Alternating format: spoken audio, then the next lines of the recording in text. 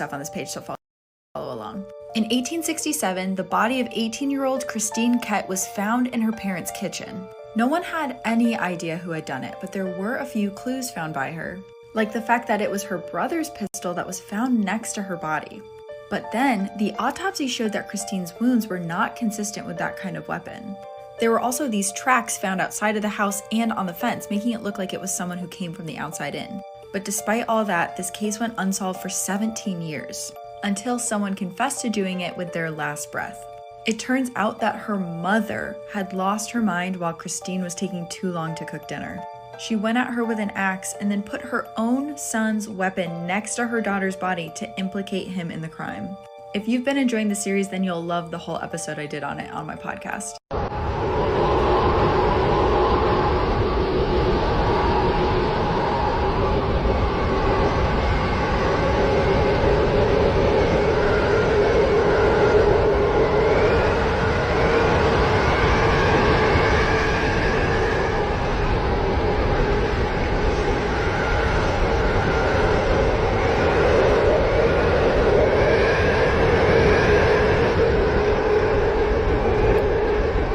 What are some of the craziest things people have confessed to at the end of their lives? Well, in this series, I'm sharing some of the wildest ones I found.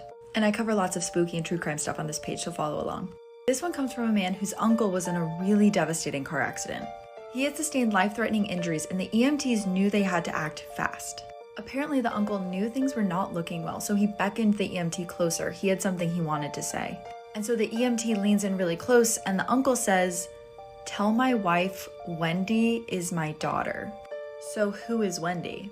Well, apparently Wendy was the neighbor's 4-year-old daughter. The man did end up passing away from his injuries, and the word did get to Wendy's family. The parents divorced, but apparently the poster writes that the legal dad is still very much a part of Wendy's life. I think I would have taken that secret with me.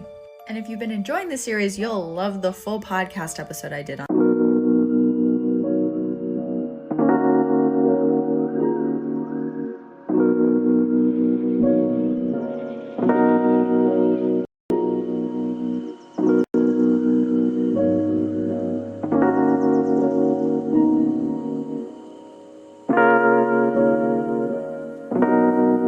Roller coaster cable snaps mid-ride.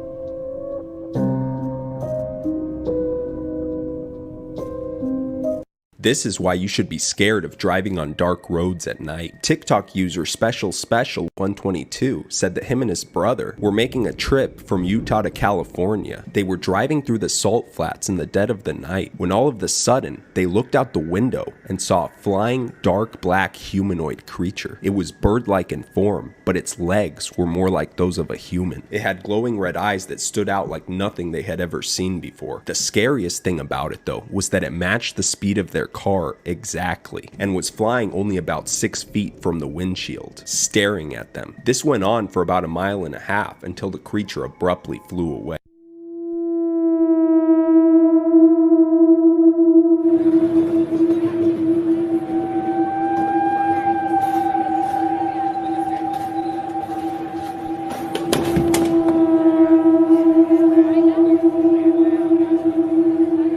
If you all didn't know where the deal with the devil idea, I guess you could say, came from, there was a guy named Faust. He was an alchemist and a magician. This is where we get the term Faustian bargain.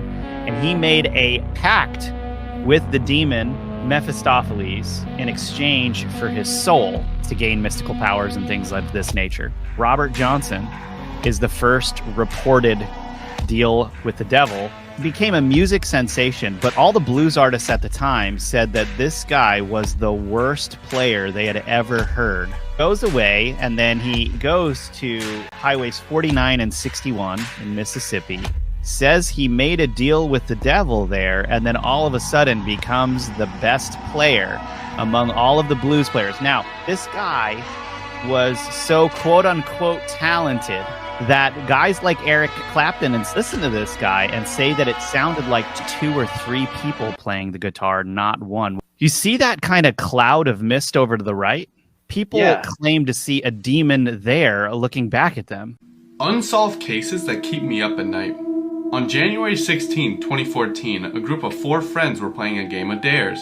One of them was dared to go into this cornfield that was rumored to be responsible for the many disappearances in the area. The friend agreed, following the rules of the game, and ventured into the cornfield by himself. For what felt like hours had gone by, the 3 friends had lost track of the man and were starting to get worried. Too afraid to go on themselves, they contacted the police, and the police showed up after a while and searched the area. They searched and they searched and they didn't find any trace of the guy, but they did find his phone, and after going through his phone, they found the last photo captured before his disappearance. Hey guys, so someone commented in one of my videos, like the bronzer highlighter I use, and I use the Milani 05 Soleil. So I'm gonna try that on, and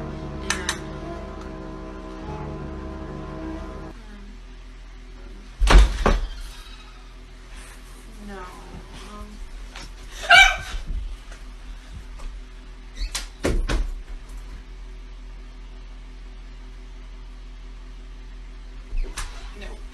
A man was making a simple survival video. He was giving tips and tricks of how to survive in the woods if you get lost. But what he wasn't prepared for is what happened next.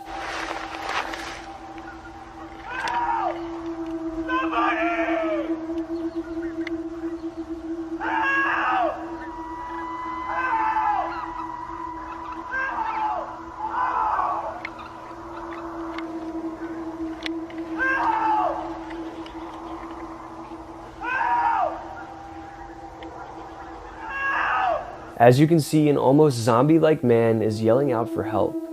He is obviously a human, but his movements almost seem non-human. Almost like something is trying to mimic a human. The man who recorded this footage thinks he encountered a woodwalker. A woodwalker is practically the same as a skinwalker, except they can mimic humans, whereas skinwalkers can just mimic animals. Another theory was that this man really was lost and actually needed help. Let me know what you think in the comments.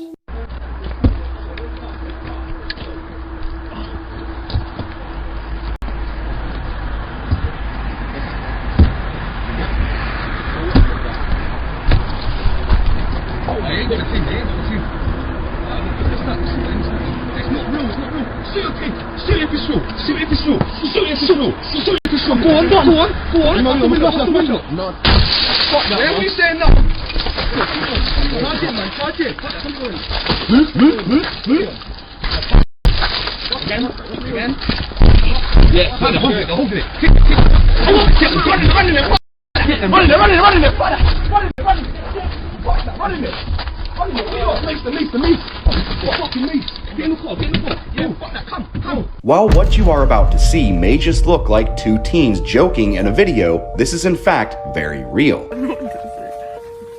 Welcome back to our YouTube channel. Day 3 after murdering somebody. Whoa! Don't put that on camera. It was worth it. This is Sierra Halseth along with her then boyfriend Aaron Herrera. And yes, as the video suggests, this was taken just 3 days after killing her father. Here's what went down. So leading up to April of 2021, Sierra and Aaron had been dating for quite some time. However, both sets of parents began to get wind the couple had been planning on running away to Los Angeles and never returning home. It was at this point their parents came together and stated they would no longer be allowed to date. Well, no one could have foreseen the extremely graphic and disturbing events that would follow. So as soon as they find out they have been forbidden from seeing each other, they make their way over to Sierra's house. And as soon as they walk inside that door, they go full-blown attack mode on her father, stabbing the man over 70 times, 42 of which were in the general area of his head, face, and neck. Now, after they were 100% sure he was no longer alive, they then split up while Sierra went to go purchase cleaning supplies. Aaron had been tasked with purchasing lighter fluid as well as a few power tools. And while their general plan was to head back to her house, completely tear him apart, and light the place on fire, this would not even remotely go as planned. You see, when they had lit that fire, it just sort of went out on its own. I mean, the flames hadn't made it to a single power tool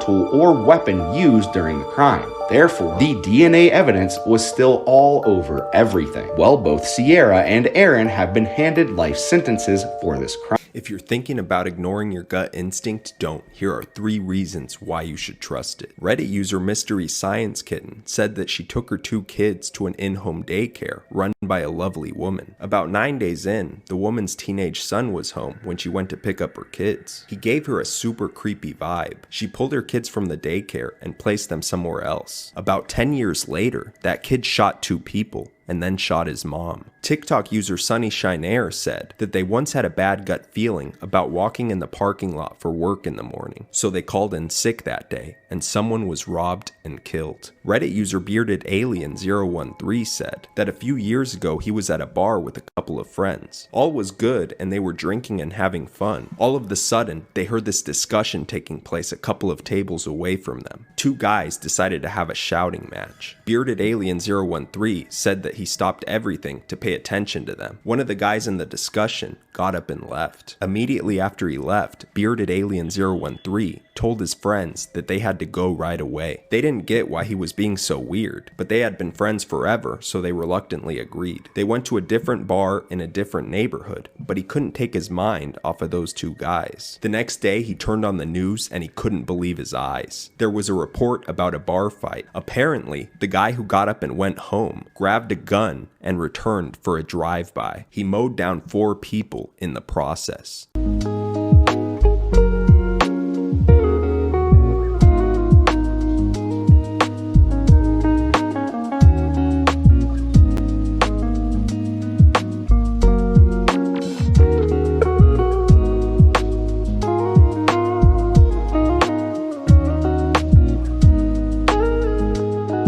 Disturbing video found on the internet. This is a video taken from Japan in which a group of friends meet at a bar and notice a mysterious woman staring at them.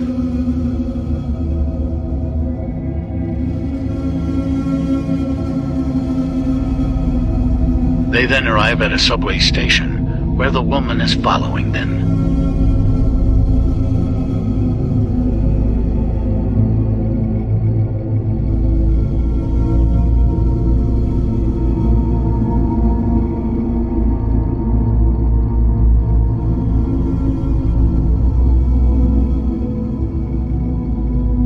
After what just happened, the group is distraught, but if you look back at the tracks, this is what you will find.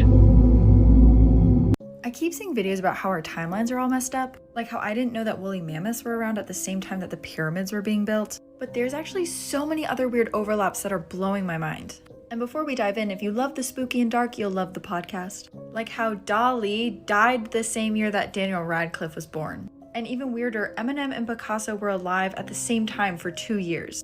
Rosa Parks lived long enough to be able to see the first 2 Shrek movies in theaters. And let's not forget that in her lifetime, she actually sued the band Outkast. When the Declaration of Independence was being signed, no one knew that dinosaurs even existed. Like, dinosaurs had actually not been discovered yet. And let's not forget that Cleopatra was born closer to the invention of the iPhone than to the actual pyramids being built. This one sounds fake, but is totally real. The last person to collect a pension from the Civil War died the year that Obama took office. And finally, the oldest tree alive today was around at the time of woolly mammoths. And not only that, but when the last woolly mammoth died, this tree was already 1,000 years old. TikTokers who did terrible things, episode 26. Nathan Charrington, creator class type, party bro. Specialty, dancing in my living room. Claim to fame, one hell of a wild ride. And believe me when I say, we are not talking about driving. Alright, so here is yet another one of those accounts you probably didn't know existed. With a little over 2,000 followers, this TikToker out of Perth began posting back in January of 2020. And although he would only post about one time a month, he did this consistently up until January 15th of 2021, just a few days prior to one of the most tragic and disturbing incidents you have never heard about. Well, one night, Charrington, along with his best friend Augustus Kennedy, had decided to grab and indulge in a certain psychedelic substance. Now, they would spend the first portion of their night out on the town, and by all accounts, everything had been going off without a hitch. But as the night starts coming to an end, they make the decision to head back to Nathan's place. And at some point between A and B, Nathan becomes increasingly agitated for unknown reasons. And upon arriving to his home, he has gone absolutely off the rails in what can only be described as a literal drug-fueled rage, screaming at the top of his lungs. All the while, Kennedy is doing everything he can to bring Nathan back to reality. However, all of this chaos would come to an extremely violent end, in the form of Nathan grabbing a kitchen knife and taking Kennedy's life. It was at this point, Charrington would then walk out into the street and continue to pace back and forth for about an hour. Then knock on a neighbor's door to inform them about what he had done. Well, first responders would state this was one of the most horrific scenes they had ever come across. And upon further investigation, there was plenty of evidence to suggest that a very prolonged struggle took place in multiple areas of the residence. I mean, at one point during the attack, it is said Kennedy must have fallen on the couch and completely given up. Charrington would then stand over him on the couch and continue to attack him. Now, while most people can agree this horrific attack most likely would not have taken place if it wasn't for the aforementioned substance, many are heavily divided on what the appropriate punishment for this crime should be under these circumstances. With that being said, Nathan is currently being charged with murder in an ongoing trial, and thus becoming another. This is why you should never use Tinder.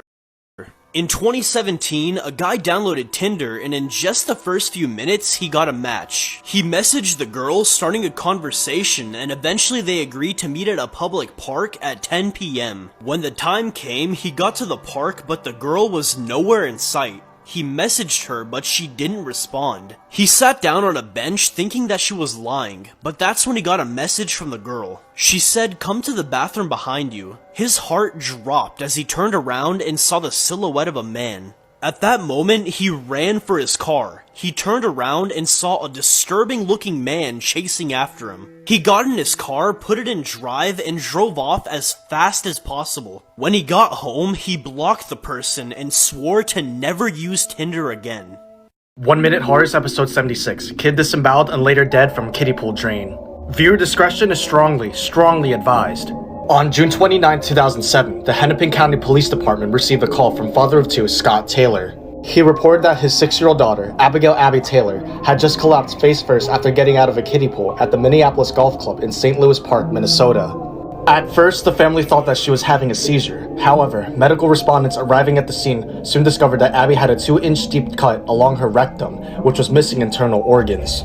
A search inside the kiddie pool's filter revealed several feet of Abby's small intestine. She had sat down on an uncovered drainage hole inside the pool, which sucked out a large amount of her organs. When taken to a children's hospital, doctors removed what was left of her small intestine, and she had to be fed through a feeding tube. Unfortunately, her condition was practically irrecoverable. She underwent more invasive surgeries, receiving a new bowel, liver, and pancreas. The next year, in early 2008, Abby built up excess fluid throughout her body and had to undergo kidney dialysis. Sadly, her body only began to worsen as her new organs developed post-transplant lymphoproliferative disorder, or PTLD, a type of cancer, prompting her to undergo chemotherapy. By March of 2008, her new liver was failing, and she had suffered countless infections and had to undergo 16 surgeries. At 6:10 p.m. on March 20th, 2008, Abby passed away with her family by her side. The Taylor family instantly sued the Minneapolis Golf Club, and by September of the same year, they won $8 million in a lawsuit. Furthermore, the then governor of Minnesota, Tim Pawlenty, signed the Abigail Taylor Pool Safety Act of 2008, which requires daily physical inspections of drain covers and grates in all but residential pools across the entire state. Let's see if you have nyctophobia. There's 5 levels in this phobia test, going from easiest to most difficult. So if you're too scared to make it all the way to the end, then you probably have nyctophobia. Let's begin. How would walking into this dark room make you feel? What about going downstairs in the middle of the night and seeing this? Now for level 3, imagine looking through a door and seeing this staring back at you. Then imagine waking up in the middle of the night, looking outside your window and seeing this. We're getting to level 5, the most scary level. I'll also be showing you a video, so get ready.